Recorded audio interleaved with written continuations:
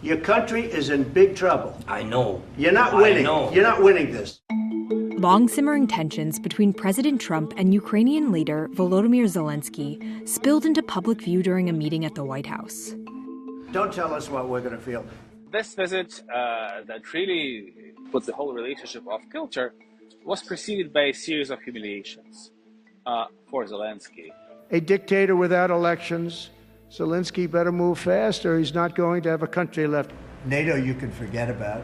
From a 2019 phone call with Zelensky that led to Trump's first impeachment, to blaming Ukraine for Russia's invasion, here's how Trump's personal relationship with Zelensky could play a role in determining the future of the war in Ukraine.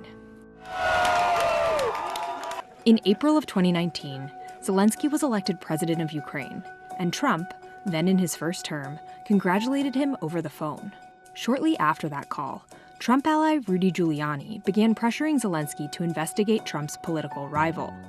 I think it gets some interesting information about Joe Biden from Ukraine.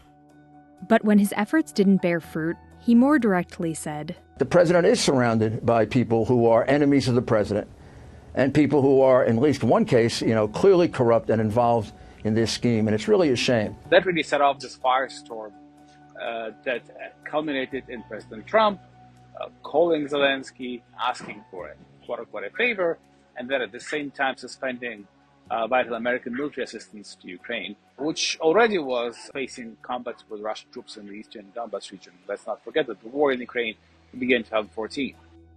According to a rough transcript from the White House of Trump's July phone call with Zelensky, he asked Zelensky to look into his 2020 political opponent Joe Biden and his son Hunter, and urged the Ukrainian leader several times to work with Giuliani and former Attorney General Bill Barr. That phone call went on to become the subject of Trump's impeachment. The president of Ukraine brought up his country's need for military assistance, and immediately thereafter, the president of the United States said, "I have a favor I want to ask of you," and would not let the subject go. Trump denied wrongdoing. President Zelensky, have you felt any pressure from President Trump to investigate Joe Biden and Hunter Biden? I think you read everything. We spoke about many things, and I think, and you read it, that nobody pushed me. Yes. In other words, no pressure. On December 18th, 2019, the House impeached Trump for his dealings with Ukraine. The impeachment was one of the most traumatic moments of the Trump presidency, and perhaps the reason why he lost the 2020 elections. So, in a way, he never forgave Zelensky for that episode. Publicly, Trump and Zelensky managed to keep a polite, if tense, relationship. But as Trump campaigned in 2024, he pledged to end the war quickly. And the relationship took a turn after his inauguration, as Trump sought warmer relations with Russian leader Vladimir Putin. No, we had a great call, and it lasted for a long time, over an hour. In early February, Trump and Putin pledged to work together to end the war, marking a softening in U.S. policy toward Moscow.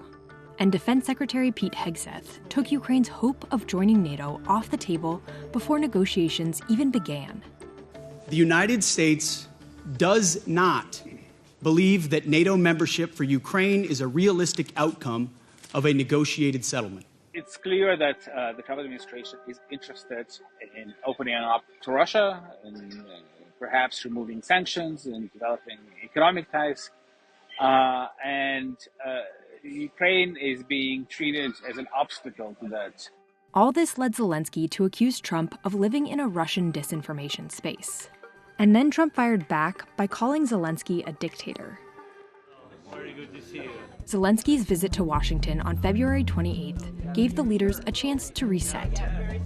They were supposed to sign a mineral deal, which would have been a win-win situation for both parties, allowing Trump to say he had negotiated return payment on the roughly $120 billion in U.S. aid to Kyiv, and giving Zelensky a commitment of continued American backing. But in the Oval Office, that plan got derailed. What makes America a good country is America engaging in diplomacy. That's what President Trump is doing. Zelensky interjected, laying out Putin's history of breaking diplomatic promises and his years-long campaign to occupy Ukraine. He broken this ceasefire. He killed our people, and he didn't exchange prisoners. We signed the exchange of prisoners, but he didn't do it. What kind of diplomacy, JD, you are speaking about? What do you mean? I'm talking about the kind of diplomacy that's going to end the destruction of your country. Yes, but if you Mr. President, with respect, I think it's disrespectful for you to come into the Oval Office and try to litigate this in front of the American media. You don't have the cards right now.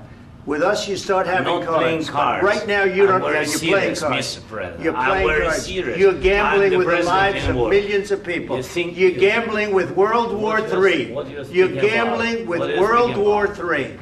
And what you're doing is very disrespectful to the country, this country. Mr. President, is there no deal? After Zelensky and his team departed the White House, Trump said, "This is a man that wants to get us signed up and keep fighting, and we're not doing that, not for this country." The fallout sent shockwaves around the world and raised questions about the prospect for peace. Can Ukraine win this war or hold off Russia without continued U.S. support? It will be difficult for us. That's why I'm here. That's why we speak about the future negotiations. It will be difficult without your support, but we can't lose. I think Zelensky learned the lesson once he became a pawn in American domestic politics. That memory also guides his resistance now and his unwillingness to be treated as hired help. And so that's why he stood up during this meeting in the Oval Office and kept insisting that Ukraine has its own red lines that it's not willing to abandon. And it cannot just be told what to do. It's up to Ukraine to show you it does have any cards. And it's up to its allies in Europe and elsewhere to give Ukraine these cards.